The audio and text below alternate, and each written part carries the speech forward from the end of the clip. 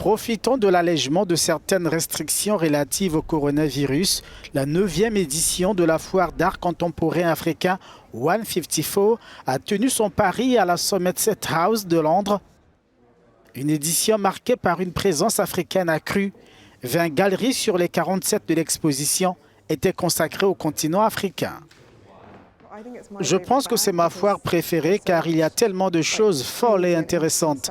Je pense qu'elle est tellement différente de toutes les autres foires du monde. Je veux dire, on m'a demandé de le faire en janvier et je ne pouvais pas y croire. J'étais tellement excité à ce sujet et j'ai juste suivi le mouvement. C'est tellement excitant pour moi d'être ici. Je suis vraiment heureuse d'exposer au 154 parce que, évidemment, c'est bien d'exposer dans une foire d'art africain. Exposition présentée comme une vitrine pour la production artistique du continent qui se frotte aux œuvres d'autres horizons. Au 154, vous pouvez soutenir tous ces incroyables artistes noirs que vous n'avez pas vraiment l'occasion de connaître, de rencontrer ou de voir les œuvres. Et comme vous avez des galeries du monde entier, c'est vraiment un plaisir. 150 artistes des 5 continents étaient exposés à la faveur de cette nouvelle édition de ce festival qui allie forme, couleur et performance. Le monde de l'art vient de s'intégrer davantage à l'art africain ces dernières années.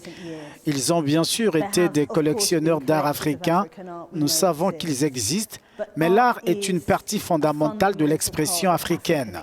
Ce n'est donc pas nouveau pour nous Africains, mais il est parfois nouveau de le placer sur des murs et dans des espaces de la manière dont cela se passe. Je pense donc que c'est une bonne chose qu'il arrive sur le marché occidental, car cela signifie que les personnes de la diaspora peuvent également y avoir accès. Tout le monde peut donc voir la créativité qui existe actuellement et qui existe depuis des siècles en Afrique. Une